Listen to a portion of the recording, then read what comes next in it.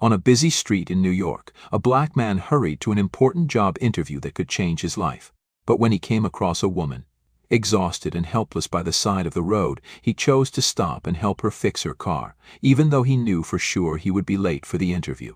While feeling hopeless for letting such a rare opportunity slip away, he suddenly received an offer, one that opened a door even greater than anything he had ever imagined, from the very woman he had helped the day before. The city hummed with restless energy as the evening traffic crawled forward, headlights casting fleeting reflections on the wet pavement. The air smelled of damp asphalt and exhaust, a mix of summer heat and the lingering aftermath of rain. Andre Lawson gripped the handlebars of his old motorcycle, weaving cautiously between the stopped cars. This was at the interview. He had waited months for this opportunity, had studied every angle of Lennox Company, memorized their annual reports, practiced answering every possible question. He wasn't just going in for another job. This was his shot at something real, something that could finally pull him out of the endless cycle of temporary gigs and being overlooked. The light flicked green, and he accelerated, eyes darting to the glowing numbers on his dashboard. 25 minutes. Enough time to park, check himself in, and walk into that interview looking like he belonged there. Then he saw her. A black Tesla sat motionless in the middle of the street, hazard lights blinking frantically. Traffic funneled around it, honks blaring as impatient drivers swerved past. But what caught Andre's attention wasn't the car, it was the woman standing beside it. She was tall, sharply dressed, with a crisp blazer that looked like it cost more than his rent. Her sleek, blonde hair framed a face that radiated power, except now. That face was tight with frustration, her phone gripped white-knuckled in one hand. She was stuck, and no one was stopping to help. Andre's hands tightened on the handlebars. Not his problem. He had somewhere to be. His mind screamed at him to keep going. This wasn't his fight. He'd been in this city long enough to know how things worked. A black man on a beat-up bike stopping to help a white woman in a luxury car. He could already imagine the suspicion in her eyes, the way her body would tense up the second he approached. If the roles were reversed, would she stop for him? The thought made something bitter rise in his throat. He should go. He should just go. 23 minutes. And yet he couldn't. With a sharp turn of the handlebars, Andre cut across the lane and rolled to a stop beside the Tesla. The woman's head snapped up, eyes narrowing the moment she registered him. There it was. That flicker of hesitation. That moment of calculation, weighing whether he was here to help or to take something from her. Andre forced himself to stay neutral, ignoring the way his chest burned at the look in her eyes. Car trouble. His voice was steady, as if he hadn't already predicted the reaction. For a beat, she said nothing. Her gaze flicked over him, the leather jacket, the calloused hands, the old bike parked too close to her pristine car. Her face hardened. "I've called roadside assistance," she said coolly, like she was trying to end the conversation before it began. Andre huffed a quiet laugh. Of course she had. He gestured toward the car. "You sure you want to wait? You're blocking the whole street." She pressed her lips together, as if the reality of her situation had just now fully set in. Her gaze dropped to her phone. No service. Her jaw tensed. Andre saw at the exact moment she realized she didn't have a choice. "It won't start," she admitted, like the words physically hurt her to say. He nodded, already stepping toward the hood. "Pop it." She hesitated again, like the idea of trusting him with her car was a bridge too far. Andre didn't have time for this. He rolled his eyes. "Lady, if I wanted to steal your damn Tesla, I wouldn't do it in the middle of rush hour." That seemed to snap her out of it. With a tight breath, she moved to the driver's seat and pressed the release button. The hood lifted with a quiet hiss. Andre scanned the engine. He wasn't a mechanic, but years of fixing up his own junker had taught him enough to recognize a problem when he saw one. A loose battery terminal. An easy fix. He reached in, fingers working fast.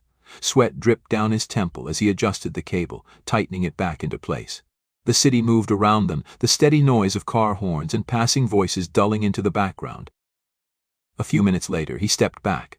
"Try it now." The woman slid into the driver's seat, pressing the start button. The Tesla rumbled back to life. Relief flickered across her face, but it was quickly masked by her usual steel composure. She turned back to him, looking at him for real this time. "Thank you." Andre wiped his hands on his jeans. "Yeah?" Then he checked the time. 15 minutes late. His stomach sank. The interview was over before it had begun. For a second, he just stood there, staring at the time, feeling the weight of everything slip right through his fingers. Then he turned back to his bike. There was nothing else to do. But before he could start the engine, her voice stopped him. "You were on your way somewhere important," she said. Not a question, a realization. Andre exhaled, shaking his head. Not anymore. Silence. Then, to his complete surprise, she reached into her bag and pulled out a card. She pressed it into his palm before he could protest. "Call me," she said firmly. He barely glanced at the name before stuffing it into his pocket. "I don't need. Just call me." And with that, she stepped into her car, shifted into gear, and disappeared into the flow of traffic. Andre stood there, the street buzzing around him, his future gone in a matter of minutes. A bitter laugh slipped past his lips. He had just thrown away his one shot at something better. Or so he thought. The morning light spilled through the blinds, painting slanted lines across the worn wooden floor. Andre Lawson lay on his bed, one arm draped over his forehead, staring at the cracked ceiling like it held the answer to a question he wasn't sure how to ask. His phone vibrated against the nightstand. He didn't need to look. He already knew. With a slow breath, he reached over, swiping the screen. "Thank you for your application. Unfortunately, we have decided to move forward with other candidates." Andre closed his eyes. He let the weight of the words settle over him, pressing into his chest with the dull familiarity of disappointment. He'd known this was coming. He had missed the interview. He had made his choice. Still, knowing didn't make it any easier to swallow. He tossed the phone onto the bed beside him, exhaling sharply. He needed a new plan. He couldn't afford to sit here wallowing. Rent was due in 2 weeks, and he sure as hell wasn't about to call his mother and tell her he'd screwed up again. His gaze flicked across the nightstand, and that's when he saw it. A small rectangle of thick, expensive cardstock. A business card. Victoria Lennox, CEO. Lennox Company. Andre sat up, card flipping between his fingers. He didn't know why he'd kept it. He told himself he wasn't going to call. He wasn't interested in charity. He wasn't going to grovel for some favor just because he'd changed a damn battery. But as the minutes dragged on, the card felt heavier in his palm, as if daring him to take the risk. His thumb hovered over the number. Then, before he could second-guess himself, he pressed dial. The line barely rang twice before a voice answered. "You called." Andre cleared his throat, suddenly aware of the tightness in his chest. She sounded almost expectant, like she had been waiting. "Yeah," he said, rubbing the back of his neck. You gave me your card." A pause. "Then, did you get the job?" He let out a humorless chuckle. "Didn't make it to the interview." Silence. Then, like it was the most obvious thing in the world, she said, "Come to my office. Now." Andre blinked. "Wait, what?" It wasn't a request. And then she hung up. Andre stared at his phone. What the hell was going on? 20 minutes later, he stood in the towering glass lobby of Lennox Company, shifting uncomfortably under the sharp gaze of the receptionist. He didn't belong here. The marble floors gleamed under fluorescent light, polished to a mirror finish. Men in tailored suits and women in designer heels moved through the space with effortless confidence, barely sparing him a glance. He felt like an outsider before he'd even taken a step. "Name?" the receptionist asked, looking at him over the rim of her designer glasses. Andre Lawson." Her brow furrowed slightly, like the name meant nothing to her. "Do you have an appointment?" "I think so." He wasn't sure what to call whatever this was. Before she could respond, a voice cut through the tension. "Mr. Lawson is expected." Andre turned. A woman in a sleek black suit stood by the elevators, holding a tablet against her chest. Her tone was clipped, professional, and entirely uninterested in pleasantries. "Follow me," she said. Andre hesitated for half a second before stepping in behind her. The elevator ride was silent, the soft chime of the floors passing the only sound between them. Then the doors slid open to the top floor. The office was nothing like the cold, lifeless corporate spaces he had imagined. It was sharp, modern, dominant. Floor-to-ceiling windows framed the New York skyline, and the furniture was sleek, every detail intentional. And standing by the window, arms crossed, was Victoria Lennox. She turned as he stepped in, her piercing gaze settling on him like a hawk sizing up its prey. "You came." Andre let out a breath. "Yeah, still not sure why." She gestured to the chair across from her desk. "Sit." He did. For a long moment she studied him. Then, finally she spoke. "You saved me yesterday." Andre shifted in his seat. It was just a flat battery. Her expression hardened. "No, it wasn't. It was my career on the line. If I had missed that meeting, it would have cost my company millions. You didn't just fix a car, Andre. You gave me something people in my position rarely get." His brow furrowed. "And what's that?" "A second chance." The words settled between them. Andre leaned back slightly. Was this what this was about? Repaying a favor? He swallowed, shaking his head. "Look, if this is some kind of handout." "It's not." Her voice cut through the space between them like a knife. He hesitated. She leaned forward, folding her hands on the desk. "I have an opening. You're going to take it." Andre blinked. "Wait, you're offering me a job?" "Yes." "But I didn't even interview." "You did yesterday," she countered, "when you chose to help me instead of yourself." Andre stared at her. This was insane. Completely insane. And yet, as she slid a contract across the desk toward him, he realized one thing with startling clarity. His life was about to change forever. Andre stared at the contract in front of him, the weight of the moment pressing down on his chest. His fingers twitched against his knee, his mind racing to catch up. This wasn't how things worked. You didn't just stumble into a meeting with a CEO and walk away with a job. Especially not a man like him, who had spent years fighting to even get a damn interview.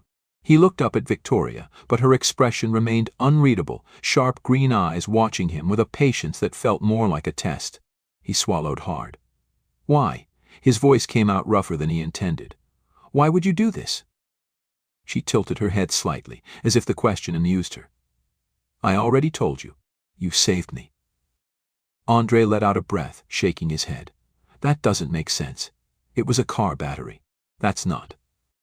"It wasn't about the car," she interrupted, her tone clipped, controlled. "It was about the fact that when given the choice between yourself and someone else, you didn't hesitate. You put a stranger first. In this business, people don't do that. They think about what benefits them. You didn't. That's rare." Andre clenched his jaw, glancing down at the contract again. The salary alone was more money than he had ever seen in his life. The title financial associate meant he wouldn't just be some intern fetching coffee. This was a real position, a foot in the door. And yet, something inside him resisted. He leaned forward, his hands pressing into the desk. "I don't want pity." Victoria's lips twitched, almost like she had been expecting that. "This isn't pity." Silence stretched between them, thick and unmoving. She leaned back, crossing her legs. "You have two choices. You can walk out of here, go back to whatever job search you were doing before, and pretend this conversation never happened. Or you can take a chance." Andre's pulse thundered in his ears. Everything in his life had been a struggle. Every job, every opportunity, every damn interview had been an uphill. And now, for the first time, someone was opening a door. Not because of luck, not because of charity, but because of something she saw in him, something that told her he was worth the risk. Slowly, deliberately, he reached for the pen. And then he signed his name. The next morning, Andre stepped into Lennox Company as an employee. It still didn't feel real. The office was a world apart from anything he had ever known: glass walls, polished floors, the low hum of voices discussing figures and forecasts. Everyone moved with purpose, exuding confidence, a sharp contrast to the doubt gnawing at his chest. He had expected to start from the bottom, a cramped cubicle, maybe a desk buried in the back of some overfilled department. But when he was led to his workspace, he stopped short. It wasn't a cubicle. It wasn't even in some forgotten corner. It was a private office.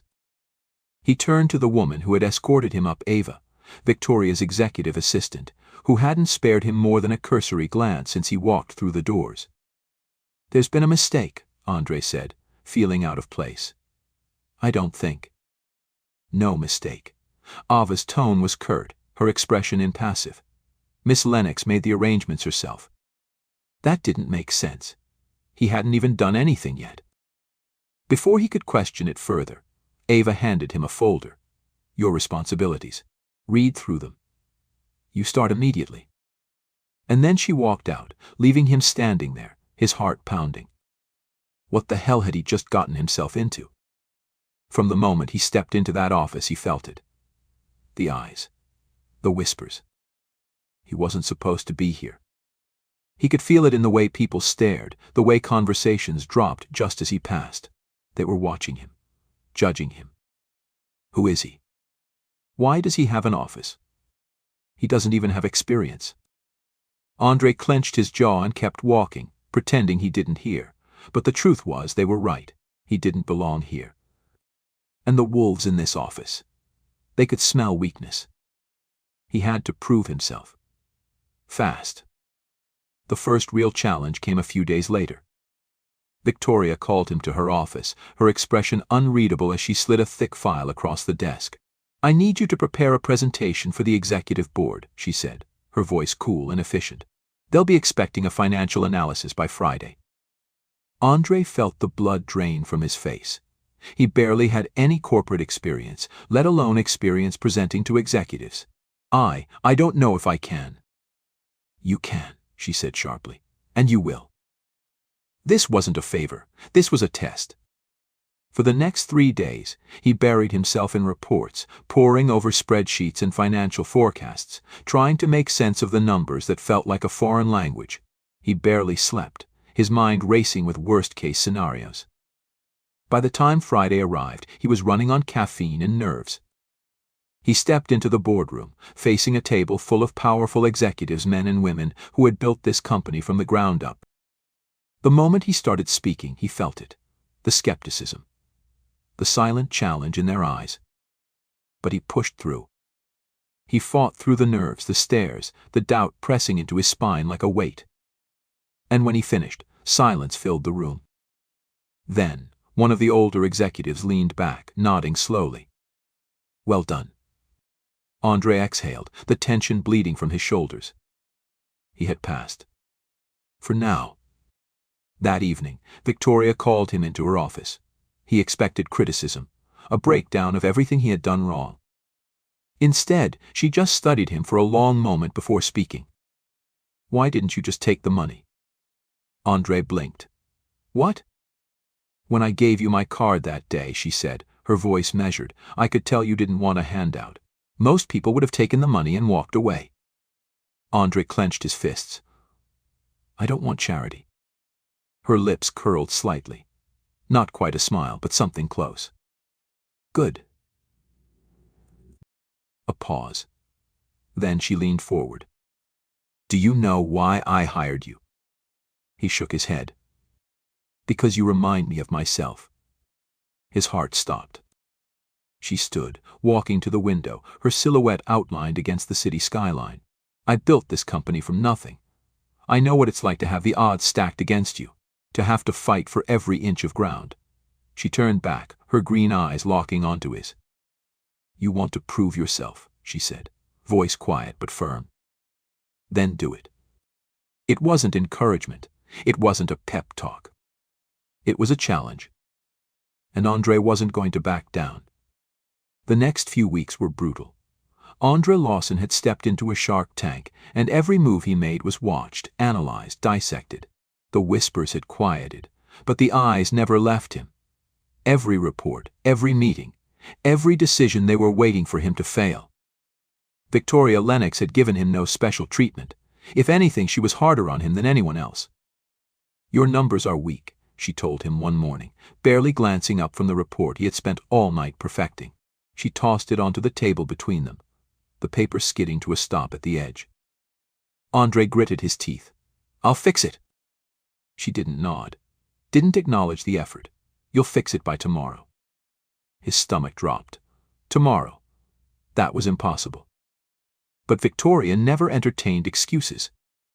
So he stayed up all night, poring over figures, adjusting projections, making damn sure every decimal, every trend, every forecast was perfect.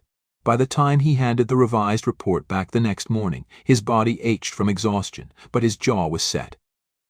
Victoria glanced at the paper, scanned the numbers, then handed it back. "Better."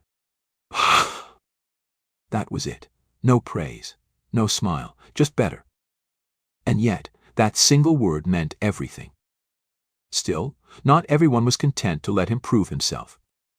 One afternoon, Andre walked into a meeting only to realize half of the data in his presentation had been altered.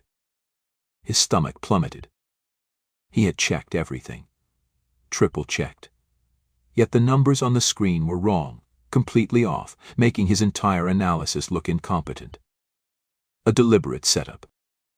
The executives frowned, their expressions shifting from interest to disappointment. A few exchanged looks. A failure this early. It confirmed their suspicions. He didn't belong here. Andre could feel the blood rushing in his ears, his body tensed like a wire stretched too tight. He had seconds to react. Victoria remained silent, watching. No sympathy. No interference. She was waiting to see if he would sink or swim. Andre inhaled, steadying himself.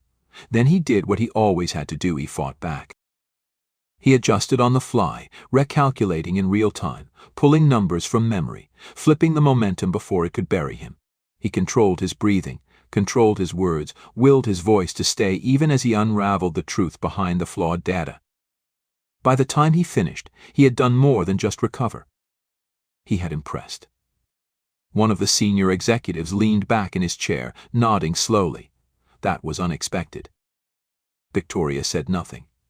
But as Andre gathered his notes, his hands no longer shaking, he caught something in her eyes.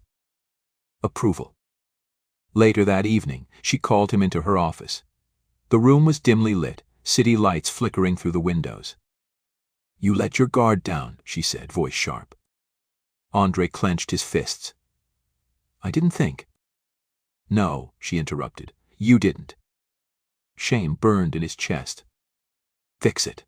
That's all she said before dismissing him. No sympathy. No second chances. So he spent the next week rebuilding. He stayed late. He double-checked every report. And then he tracked down who had sabotaged him. Jared Montgomery. It wasn't surprising. The man had never hidden his distaste, never bothered to lower his voice when making comments about how not everyone belongs in corporate. But Andre didn't confront him. Didn't let the anger win. Instead, he gathered proof, tied it all together, and then, at the next meeting, when the moment was right, he exposed him. Jared was fired. The whispers stopped. No one underestimated him after that. Even Victoria seemed impressed. She didn't say it outright, but he saw the flicker of approval in her eyes, and that was enough. One evening, Andre stood on the sidewalk, staring up at the sleek glass building in front of him. The place where, months ago, he had been meant to walk through those doors, shake hands, and prove himself in a room full of strangers. The job interview that never happened. Back then, he had been a man weighed down by doubt, chasing opportunities that never seemed meant for him. He had been desperate, restless, fighting to be seen in a world that refused to look. But now he stood taller. He carried himself differently. The uncertainty that had once clung to him like a second skin was gone, replaced by something sharper, something stronger. Because of Victoria. Because of that single choice on the side of the road. He never got that job. He got something better. A place where he was more than just a resume in a stack of papers. A life where he was no longer waiting for doors to open, he was stepping through them. With a slow breath, Andre turned away, the city stretching ahead of him, full of possibilities. This wasn't the end. It was only the beginning. Join us to share meaningful stories by hitting the like and subscribe buttons. Don't forget to turn on the notification bell to start your day with profound lessons and heartfelt empathy.